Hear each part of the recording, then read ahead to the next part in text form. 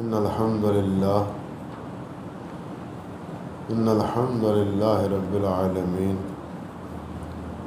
والصلاة والسلام على سيد الأنبياء والمرسلين وعلى آله وصحبه ومن تبعهم بإحسان إلى يوم الدين، وأشهد أن لا إله إلا الله وحده لا شريك له، وأشهد أن محمدا عبده ورسوله، أما بعد،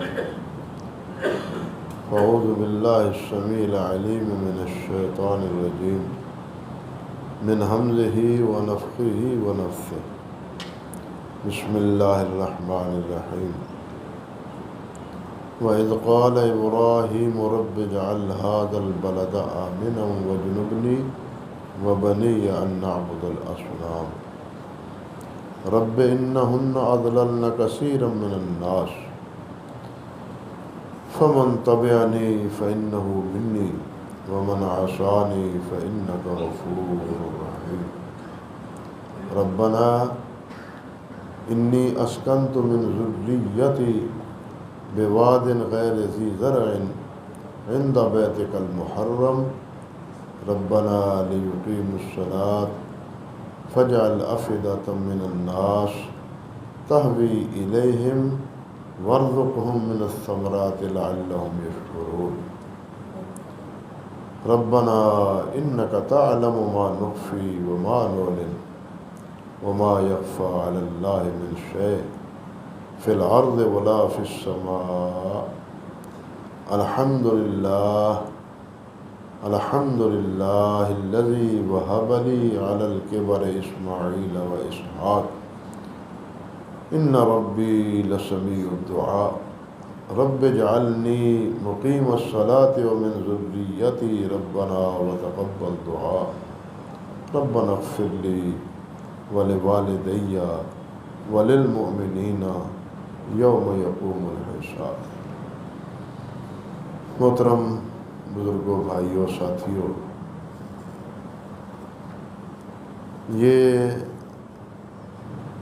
ایام عید ہیں، ایام تشریق بھی انہیں کہا گیا ہے،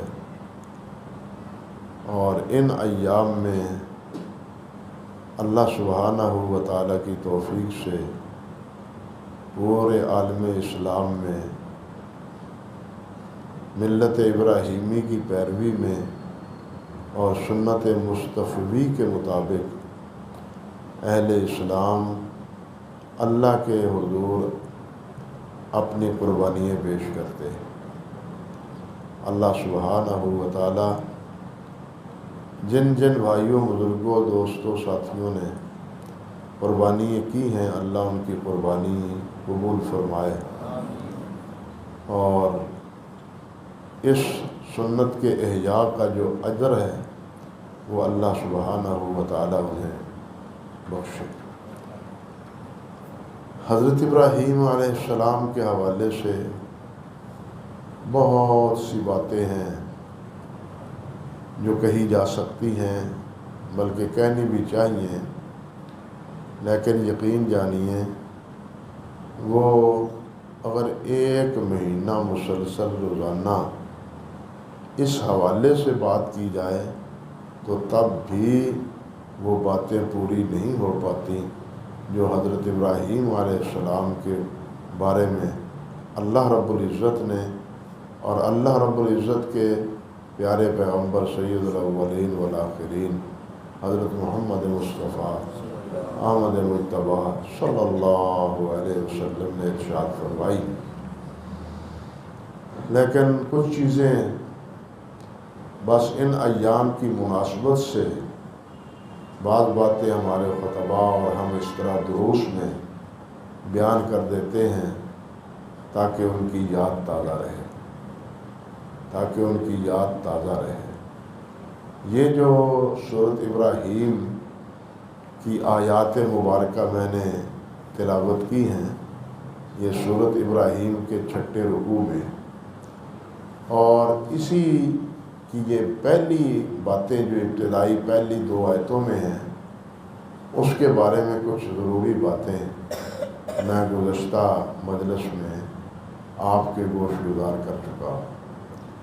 آج اللہ کی توفیق سے اس سے آگے بات کرتے ہیں، جس میں اللہ رب العزت سے یہ دعا کرتے ہیں حضرت ابراہیم علیہ السلام کہ فمن تبعنی فإنہ منی ومن عصانی فإنک غفور رحیم۔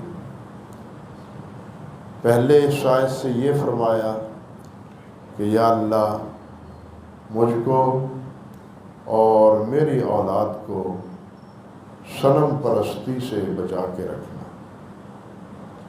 ابراہیم علیہ السلام بت شکن تھے، لیکن آپ دیکھیں ابدیت کا تقاضا کیا ہے۔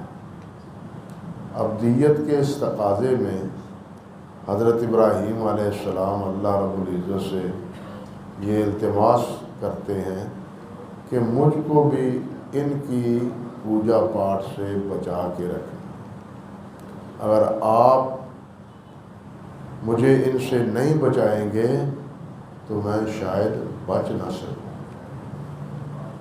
غور کیجیے یہ کتنی بڑی بات ہے جو حضرت ابراہیم علیہ السلام نے فرمایا۔ اللہ رب العزت نے اپنے پیارے پیغمبر حضرت محمد رسول اللہ صلی اللہ علیہ وسلم کے بارے میں یہ بات سورت بنی اسرائیل میں فرمائی ہے۔ اللہ فرماتے ہیں وَلَوْلَا أَن ثَبَّتْنَاكَ لَقَدْ كِدتَّ تَرْكَنُ إِلَيْهِمْ شَيْئًا قَلِيلًا، کہ اے میرے نبی محمد صلی اللہ علیہ وسلم، اگر ہم آپ کے دل کو ثابت نہ رکھتے، اللہ اکبر کبیرہ، ہم ثابت نہ رکھتے آپ کے دل کو، تو پھر کیا ہوتا؟ پھر ہو سکتا تھا کہ آپ کچھ نہ کچھ تمہارا میلان ان کی طرف ہو جاتا، کفار کی طرف۔ کتنی بڑی بات ہے، کتنی بڑی بات، یہی وجہ ہے۔ اللہ اکبر کبیرہ۔ حضرت ام سلمہ رضی اللہ تعالی عنہا سے بھی اور حضرت سیدہ عائشہ صدیقہ سے بھی رضی اللہ تعالی عنہما سے یہ روایت ہے۔ ان سے پوچھا گیا کہ نبی علیہ السلام گھر میں جب ہوتے ہیں تو اکثر کیا دعا پڑھتے ہیں؟ تو دونوں ازواج رضی اللہ تعالی عنہما نے فرمایا کہ ہم نے تو اکثر یہ سنا ہے، یہ گھر میں پڑھتے ہیں یا مقلب القلوب ثبت قلبی علی دینک، یا مقلب القلوب ثبت قلبی علی دینک، اے دلوں کے پھیرنے والے میرے دل کو اپنے دین پر پھیرے رکھ۔ اپنے دین، یہ وہ ہیں جو دین کا جھنڈا سر بلند کرنے کے لیے آئے، یہ وہ ہیں جن پر اللہ رب العزت نے دین کا اہتمام کیا ہے، یہ وہ ہیں جو سید الاولین اور سید الآخرین ہیں، یہ وہ ہیں جو حامل لوائے حمد ہیں۔ یعنی قیامت کے دن آپ نے فرمایا کہ حمد کا جھنڈا میرے ہاتھ میں ہوگا۔ آدم وما سواہ تحت لوائی، آدم اور ان کے علاوہ جتنے ہوں گے وہ سب میرے جھنڈے کے نیچے ہوں۔ لیکن اللہ رب العزت سے وہ بھی دعا کرتے ہیں کہ یا مقلب القلوب ثبت قلبی علی دینک، اے دلوں کے پھیرنے والے میرے دل کو اپنے دین پر ثابت قدم رکھ۔ اور یہاں ابراہیم علیہ السلام بھی ان صنم کے بارے میں، اصنام کے بارے میں اللہ رب العزت سے التماس کرتے ہیں، یا اللہ مجھ کو اور میری اولاد کو ان کی پوجا پاٹ سے بچائے رکھنا۔ ان کی پوجا پاٹ سے جب تو نہ بچائے گا تو کوئی بھی بچ سکے گا نہیں، تیری رحمت سے۔ اور پھر آگے کیا کہتے ہیں؟ رب انہن اضللن کثیرا من الناس، یا اللہ ان کی وجہ سے بہت لوگ گمراہ ہو چکے ہیں۔ انہوں نے گمراہ کر دیا، شیطان نے ان کے پیچھے پڑ کے، ان کے پیچھے لوگوں کو ڈال کے اکثر کو گمراہ کر دیا۔ اللہ اکبر۔ اور پھر واقعہ ہے بھی اسی طرح، آج ہی نہیں، شروع سے دیکھ لیں حضرت نوح علیہ السلام سے، نوح علیہ السلام سے پہلے 10 صدیاں جو گزری ہیں وہ توحید پہ گزری،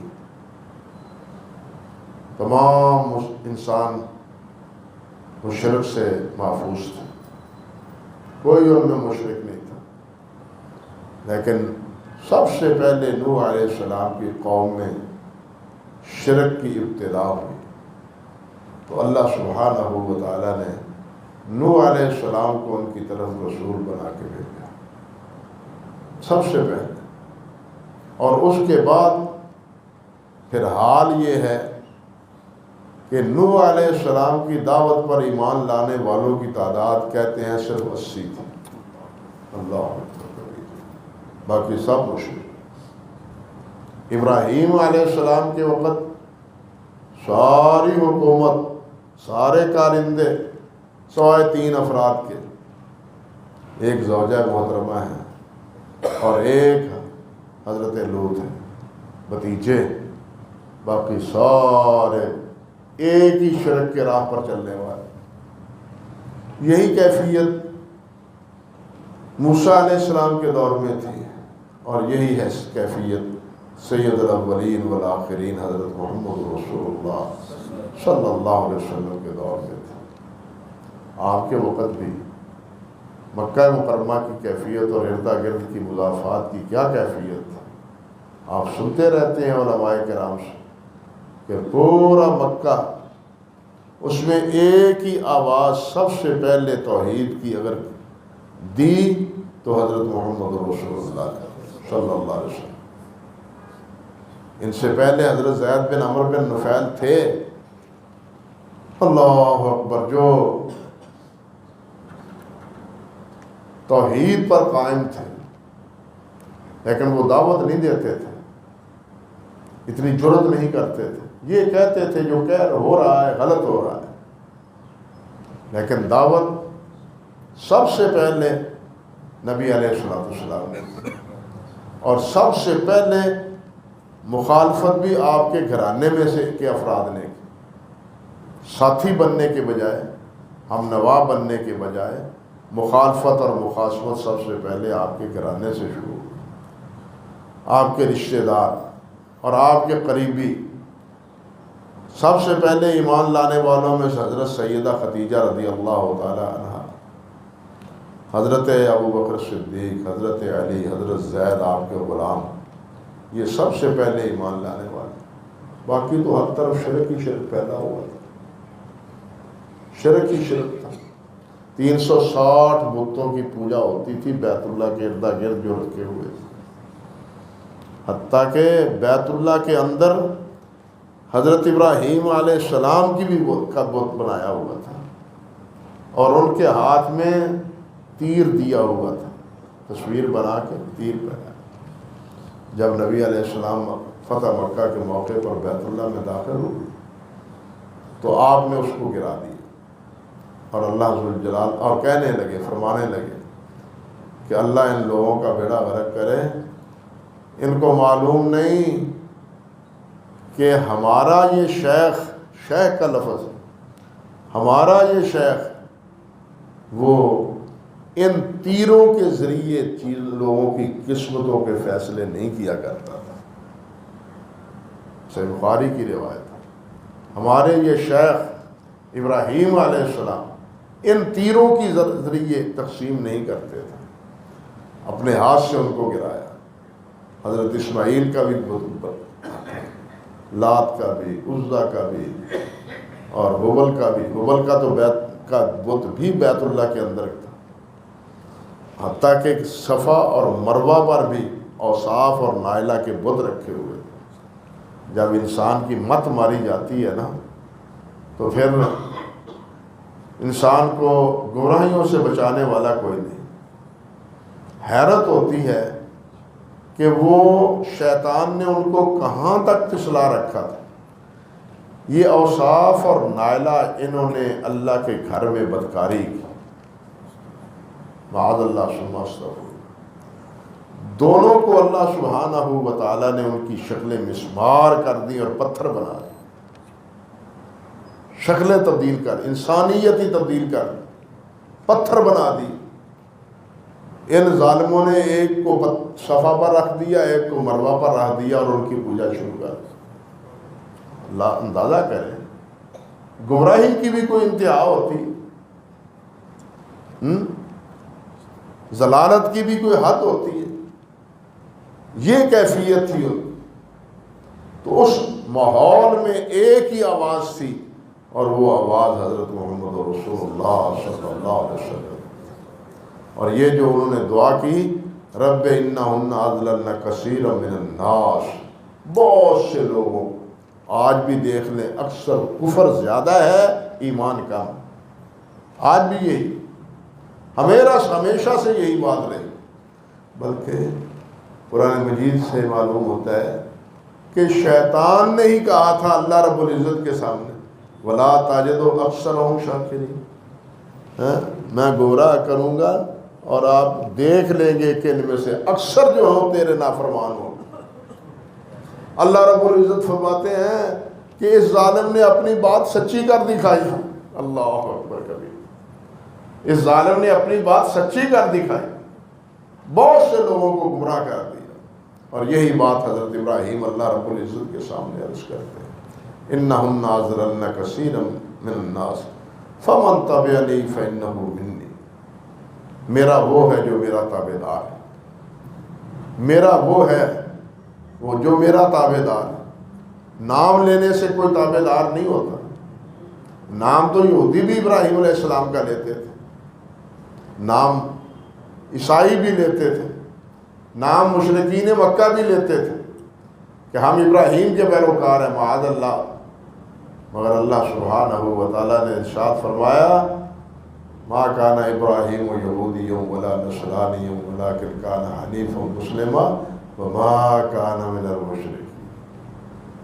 نہ ابراہیم یہودی تھا، نہ عیسائی تھا، نہ مشرک تھا، ولکن کان حنیفا مسلما، ولکن کان حنیفا مسلما، وہ یک طرفہ تھا، یک جائی تھا، ہر جائی نہ تھا۔ حنیف کے معنی کیا ہے؟ یک جا، یک طرف، ایک کا ہو کے رہنے والا، ہر جائی نہ ہونے والا۔ مشرک ہر جائی ہوتا ہے، ایک پر نہیں ٹھہرتا، در در کی ٹھوکریں کھاتا ہے، یہاں بھی حاضری دیتا ہے، وہاں بھی حاضری دیتا ہے، وہاں بھی حاضری دیتا ہے، وہاں بھی حاضری دیتا ہے۔ مشرک ہر جائی ہوتا ہے، اور مومن صادق وہ کیا ہوتا ہے؟ وہ حنیف ہوتا ہے، یک جائی ہوتا ہے، ایک کی طرف رجوع کرتا ہے۔ اللہ تعالیٰ نے فرمایا نا، وَمَا أُمِرُوا إِلَّا لِيَعْبُدُوا اللَّهَ مُخْلِصِينَ لَهُ الدِّينَ حنفاء، میرا سب کو یہی حکم تھا کہ اللہ کی عبادت کرو اور یک طرفہ ہو کے کرو۔ اللہ اکبر، یہ نہیں کہ عبادت کرو اور دوسروں کی بھی کرتے پھرو، نہیں، میری ہی کرو عبادت۔ ابراہیم میرا ہی تابع دار تھا۔ یہاں کیا اللہ نے فرمایا فمن تبعنی فانہ منی، میرا وہ ہے جو میرا تابع دار ہے۔ نبی علیہ السلام سے بھی ایک حدیث میں مروی ہے، نبی علیہ السلام نے فرمایا، اللہ اکبر، کل امتی یدخلون الجنت الا من ابا، میری ساری امت جنت میں جائے گی لیکن جس نے انکار کر دیا، جس نے انکار کر دیا۔ صحابہ کرام نے حیران ہو کے پوچھا، حضور کون انکار کر سکتا ہے کہ میں جنت میں نہ جاؤں؟ ہر ایک کا دل چاہتا ہے کہ میں جنت میں جاؤں۔ یہ آپ کیا ارشاد فرما رہے ہیں؟ کل امتی یدخلون الجنت الا من ابا، جنہوں نے انکار کر دیا۔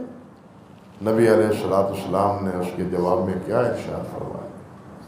آپ نے فرمایا کہ من تبعنی دخل الجنہ، ومن عصانی فقد ابا، ومن عصانی فقد ابا، جس نے میری بات مان لی وہ جنت میں چلا گیا، اور جس نے نافرمانی کی اس نے انکار کر دی۔ اللہ، کتنی بڑی بات! ومن عصانی فقد ابا، جس نے انکار کر دیا جس نے میری نافرمانی کی اس نے جنت میں جانے سے انکار کر دیا۔ یہ نافرمانی ہم اس کو آج ہلکا جانتے ہیں، مگر آپ کے اس فرمان کے تناظر میں آپ غور فرمائیں کہ نافرمان گویا کہ وہ جنت میں جانے کا انکاری ہے۔ بات سمجھے؟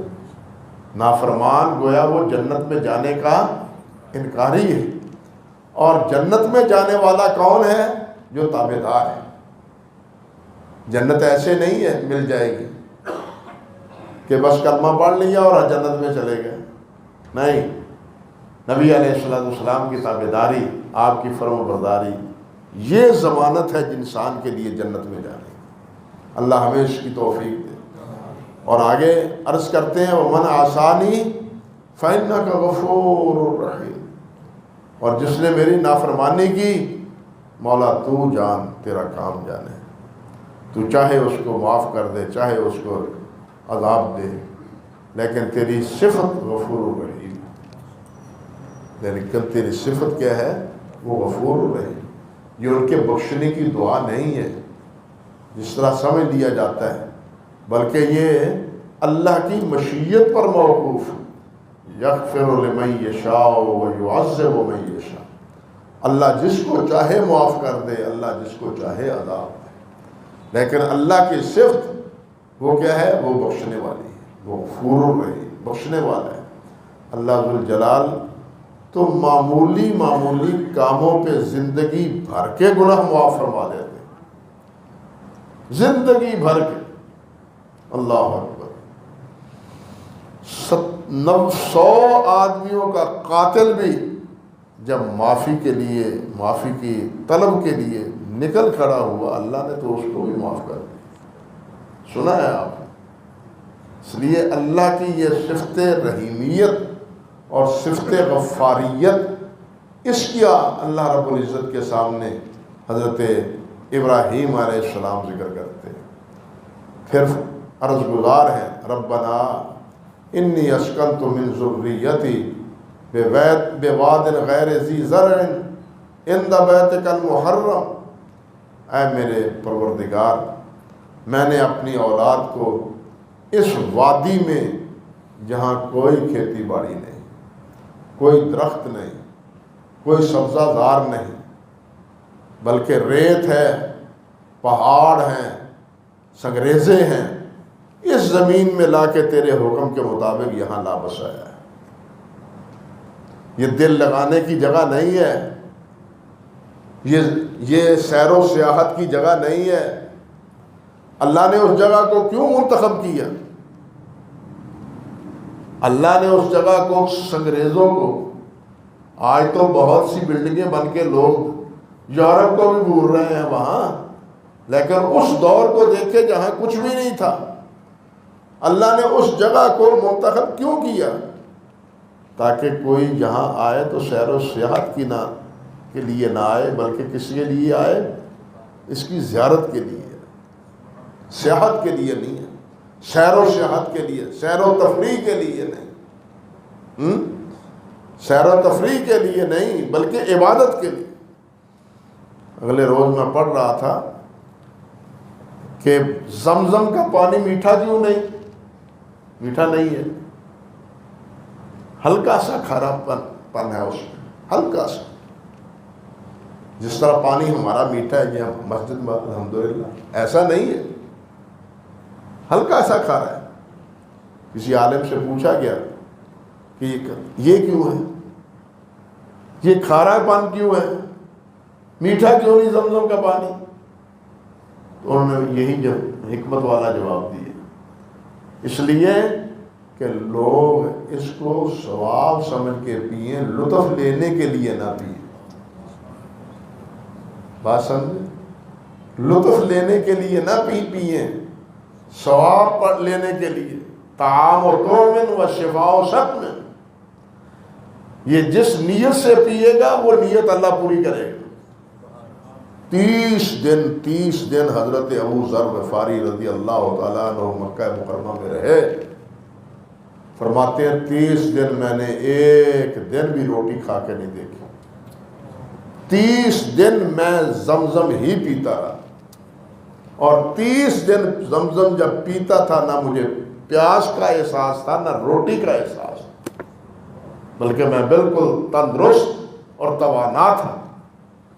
یہ ہے نبی علیہ السلام کے فرمان کہ طعام و تومن، کہ یہ طعام ہے، پینے والا جو ہے وہ اس کے لیے طعام ہے، کھانے کا بھی یہ فائدہ دیتا ہے اور شفا کا بھی یہ فائدہ دیتا ہے۔ نبی علیہ السلام نے فرمایا ما علی وجہ الارض خیر من ماء زمزم، زمین کی دھرتی پر زمزم سے بہتر کوئی پانی نہیں۔ لوگ فرانس کا پانی کہتے ہیں، فلاں جگہ کا پانی، لیکن نہیں، غلط ہے۔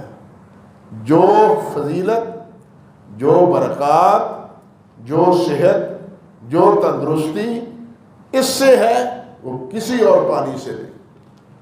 اور یہ مستقل ایک علماء نے پورے اس پر کتابیں لکھی ہیں، فلاں نے اس نیت سے جناب زمزم پیا، اس کی نیت پوری ہو گئی، فلاں نے اس نیت شفا کے لیے کیا، نیت پوری ہو گئی۔ حافظ ابن حجر رحمۃ اللہ علیہ لکھتے ہیں کہ میں نے زمزم پیا تو میں نے کہا یا اللہ مجھے ایسا حافظہ عطا فرما جو حافظ ذہبی کو دیا تھا، جو حافظ ذہبی کو عطا فرمایا تھا۔ تو فرماتے ہیں کہ اللہ تعالیٰ نے مجھے حافظہ تو دے دیا، لیکن کاش کہ میں اس وقت یہ دعا کرتا کہ یا اللہ مجھے حافظ ذہبی سے بھی زیادہ حافظہ عطا فرما۔ اللہ اکبر کبیر۔ بہت سے واقعات ہیں، لیکن سارے باتیں نہیں کہی جا سکتی کیونکہ یہ موضوع بھی نہیں ہے۔ فرماتے ہیں انی اسکنت من ذریتی بواد غیر ذی زرع، بے آب و گیا وادی میں، کوئی درخت نہیں ہے، یہاں بٹھا کے جا رہا عند بیتک المحرم، تیرے محترم گھر کے پاس، یہاں تیرے گھر بنے گا، بنایا جائے گا، حرم ہے، یہ احترام کی جگہ یہ ہے۔ کیوں؟ ربنا لیقیموا الصلاۃ فاجعل افئدۃ من الناس تہوی الیہم وارزقہم من الثمرات لعلہم یشکرون۔ اللہ اکبر کبیر۔ یا اللہ، پہلا مسئلہ تو یہ ہے کہ یہ میری اولاد یہاں بسنے والی، ان کو نمازی بنا دینا۔ ربنا لیقیموا الصلاۃ، پہلی بات پہلے مانگا تھا کہ یہاں اللہ سکون عطا فرما دینا، سن چکے ہیں پہلے، رب اجعل ھذا البلد آمنا، یا اللہ اس کو امن والا شہر بنا۔ اب اولاد کے لیے باقی آپ کیا مانگتے ہیں کہ یا اللہ ان کو نمازی بنا۔ یہ دونوں چیزیں بتلاتی ہیں کہ امن کا ذریعہ نماز ہے، اطمینان کا ذریعہ نماز ہے، سکون کا ذریعہ نماز ہے۔ نماز سے اطمینان حاصل ہوتا ہے، نماز سے سکون قلب ملتا ہے، بشرطے کہ یہ سکون ہمیں حاصل ہو جائے، بشرطے کہ یہ حاصل ہو جائے۔ اور یہ حاصل ہوتا ہے اس تصور سے جس کا تصور حضرت محمد رسول اللہ صلی اللہ علیہ وسلم نے خود دیا ہے کہ المصلی یناجی ربہ، نمازی اپنے رب سے مناجات کرتا ہے، اپنے رب سے باتیں کرتا ہے، اپنے رب کے سامنے اپنے دکھ کا اظہار کرتا ہے اور اپنے رب سے اپنی ضروریات طلب کرتا ہے۔ یہ ہے نماز کا فرض۔ لیکن ہم کھڑے کہاں ہوتے ہیں اور ہوتے کہاں ہیں؟ کھڑے مصلے پہ ہیں، سارے جہان کی سیر کر رہے ہوتے ہیں، سارے کاروبار کی جمع تفریق ہو رہی ہوتی ہے، آنے جانے کے پروگرام سمیٹے جا رہے ہیں، مناجات کہاں رہی؟ سکون کہاں رہا؟ اطمینان قلب کیسا رہا؟ اللہ اکبر، اللہ ہمیں صحیح نمازی بنا دے۔ اور صحیح بات ہے کہ اگر ہماری نمازیں صحیح ہو جائے نا، نمازیوں کی ہی نمازیں صحیح ہو جائے نا، ماحول بدل جائے۔ یقین جائے، ہماری نمازیں صحیح نہیں، ہم نماز پڑھتے تو ہیں، ادا تو کرتے ہیں، نقشہ تو بناتے ہیں۔ وہ جیسے کسی نے کہا ہے نا، ایک وہ گھر ہوتا ہے جس میں مصنوعی چیزیں بنا بنا کے رکھی جاتی ہیں، ایک وہ جگہ ہوتی ہے ٹیک لگا کے چھڑ دو، سونا کا جا کے سو لے ہو جائے، ٹیک لگا کے چھوڑو، یہ پھر اسی طرح ہی ہونا ہے جی۔ ایک جگہ وہ ہوتی ہے جہاں مصنوع چیزیں بنائی رکھی جاتی، ایک وہ جگہ ہوتی ہے جہاں اصل ماڈل نہیں بنائے جاتے بلکہ اصل چیزیں ہوتی ہیں۔ جن چیزوں کی مصنوعی چیزیں ہوتی ہیں، جن کو پتہ نہیں، بے شعور بچپنے میں، وہ کہتے ہیں شاید یہ اصلی، یہ شاید اصلی، وہ نقل کو، بلکہ آج کل تو کہتے ہیں نقل اصل سے بہتر ہے، نقل اصل سے بہتر ہے، ایسی چیزیں بنائی گئی ہیں۔ ہماری نمازیں نقل ہیں، اصل نہیں ہے۔ معذرت کے ساتھ ہماری نمازیں بھی کیا ہیں؟ وہ نقل ہیں، وہ اصل نہیں ہے۔ جب ہماری نمازیں اصل بنے گی، انقلاب پھر آئے گا۔ المیہ یہی ہے، اور یہ مستقل بات ہے۔ اللہ اکبر کبیرہ۔ تو فرماتے ہیں، خیر چھوڑیے، یہ درد کی بات ہے، فرماتے ہیں ربنا لیقیموا الصلاۃ، یا اللہ یہ تیرے گھر کے ہاں میں بجا کے جا رہا ہوں تاکہ یہ نماز پڑھے۔ یہ نہیں کہا ان کو روٹی دینا، یہ پہلے نہیں کہا، پہلے امن مانا ہے، پھر امن کے بعد نماز کا مطالبہ کیا، جو اس امن کا سبب ہے، ذریعہ ہے، جو اس امن کا کیا ہے؟ سبب اور ذریعہ ہے۔ اور یہ چیز بتلاتی ہے کہ اولاد کے لیے سب سے بڑی بات یہ ہے کہ اولاد کو والدین نمازی بنا کے جائیں، پیسے دے کے نہ جائیں، نمازی بنا کے جائیں، ان کی اولاد نمازی ہو۔ ہماری فکر اس کے برعکس ہے کہ جناب ہماری اولاد وہ جناب لاکھوں میں ہمارے بعد کھیلے، اگرچہ آگے جا کے حساب کتاب میں ہم پھنسے ہوئے ہوں، اولاد کو پشیمانی نہ ہو۔ ہماری سوچ یہ، نبوی سوچ کیا ہے کہ ہماری نماز کا تعلق کس سے جڑے؟ یہ عبد الدینار و عبد الدرہم نہ بنے، عبداللہ بنے۔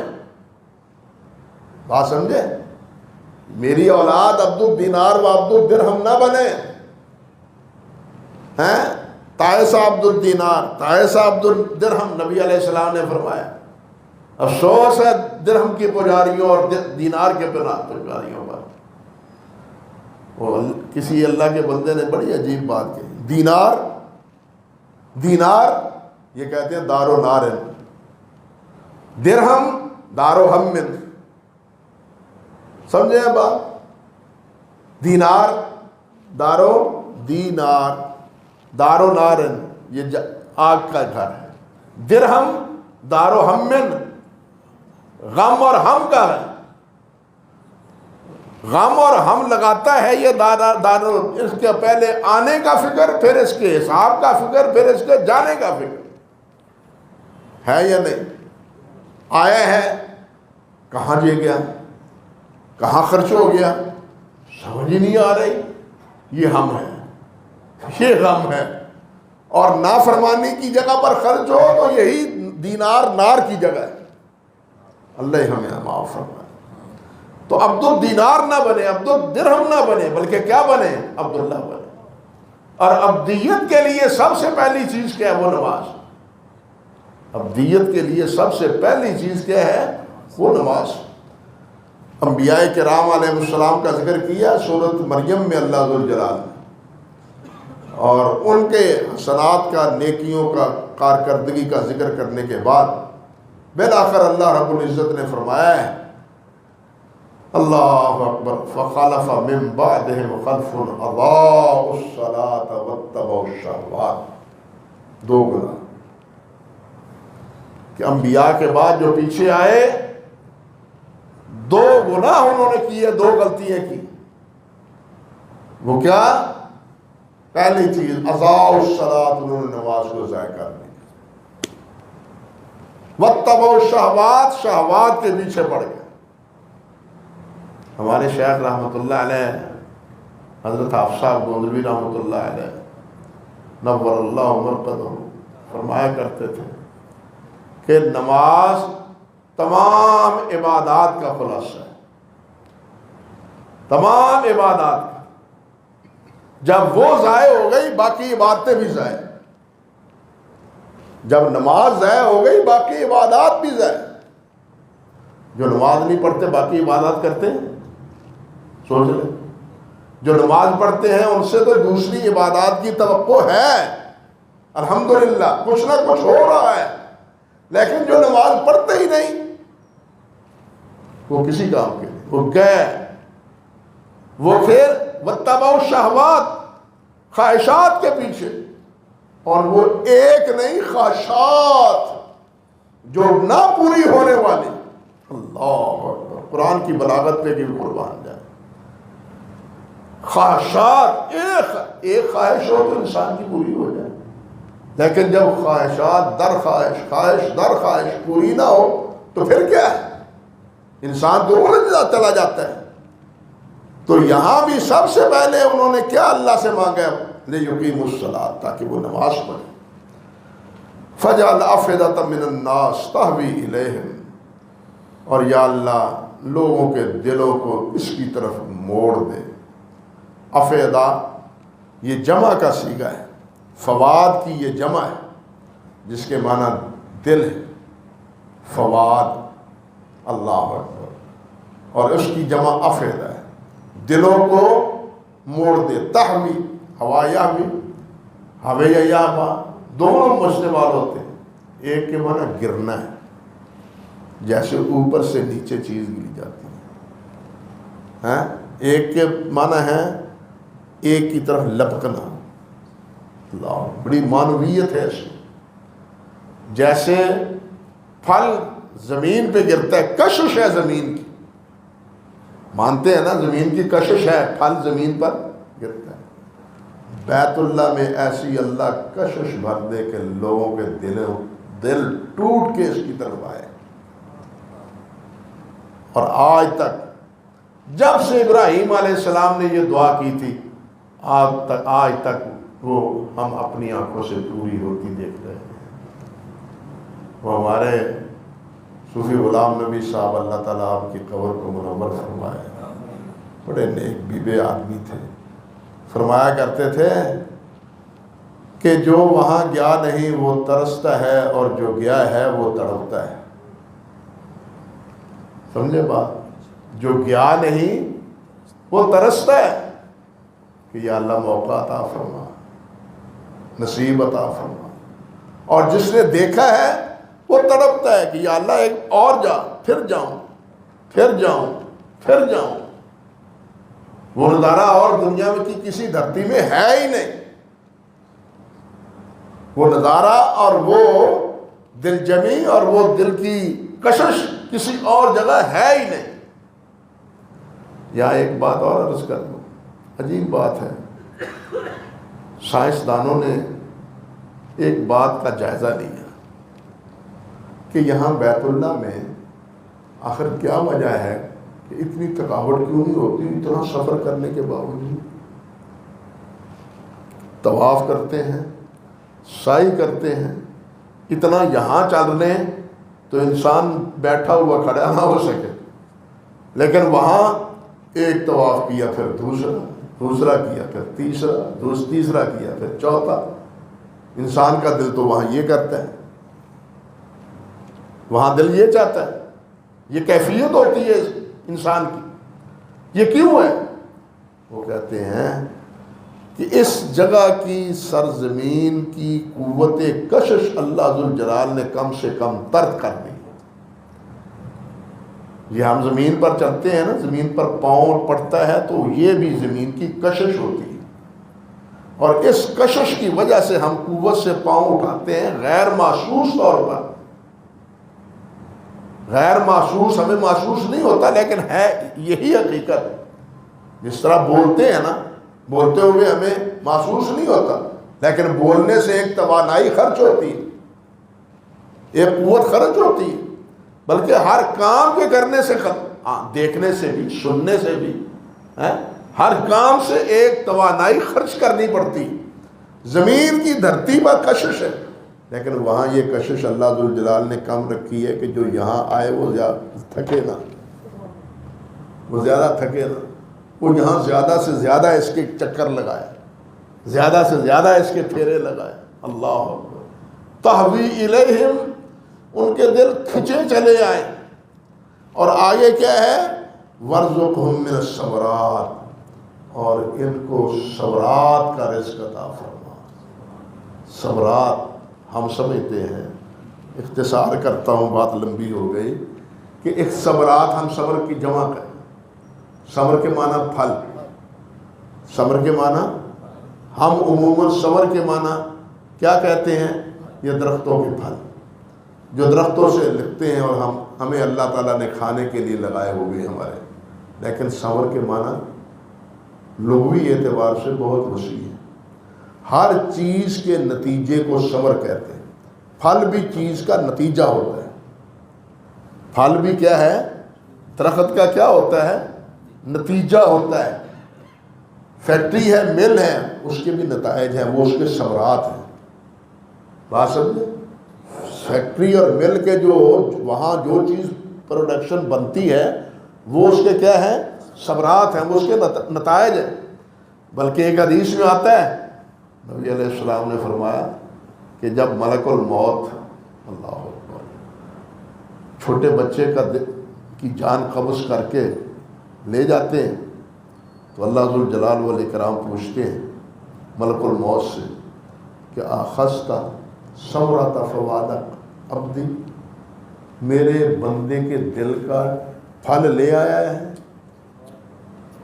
میرے بندے کے دل کا پھل لے آیا ہے؟ فرشتہ کہتا ہے نعم، جی ہاں. فما قال عبدی، پھر میرے بندے نے کیا کہا؟ اللہ کا فرشتہ کہتا ہے، وہ کہہ رہا تھا انا للہ و انا الیہ راجعون.